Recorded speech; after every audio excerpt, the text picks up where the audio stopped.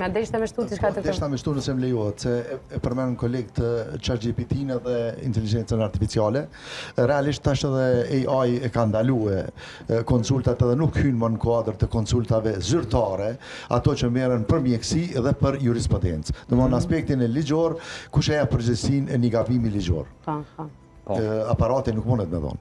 Edhe e njëjta vlen për ka ndodhur domethënë vitin e kaluar, në vërtet gjatë këtij viti se fund vitit, ka ndodhur një student i cili ka pyet vazhdimisht se çka mund të përdorë në vend të natrium bikarbonateve.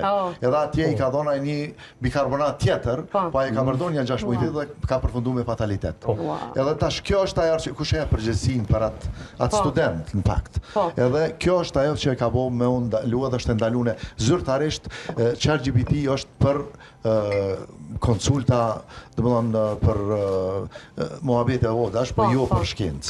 Nuk merret për shkencë. Edhe në aspektin tjetër që përmend kolegët, mjekësia të paktën ajo bazike është 6 vjet, pastaj janë specializimet për secilën lami, edhe nuk është aparat, nuk është aparatur, po është njeri. Sa do le të shkon inteligjenca artificiale, fjalën e fundit kam dhënë gjithmonë njeriu. Po flasim për mjeksi edhe për stomatologji. Kush jep dorë aparaturën, gojen ose e përmeni kolegu, e hap gojen edhe ai fillon aparatura me punu vet.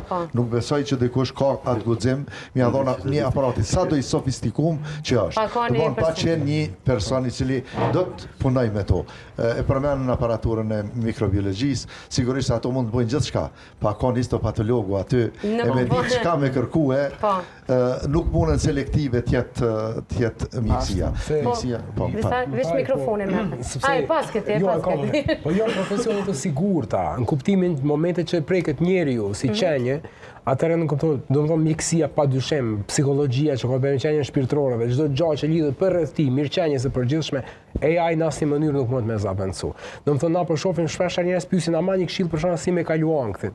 Po njerëz nuk e kuptojnë që ankthi vjen si pasojë ndryshimeve, dinamikave ose konflikteve të brendshme, nuk vjen si pasojë, nuk është recetë, merre këtë pije, këto të kalon kjo. Domethënë është më e thellë se kaq, që AI nuk e bën asnjëherë. Domethënë dhe gjithmonë kur pacientët ose klientët vinë, ata thonë që unë kam lexuar kështu. Mua më intereson me ditë çka ka lexuar.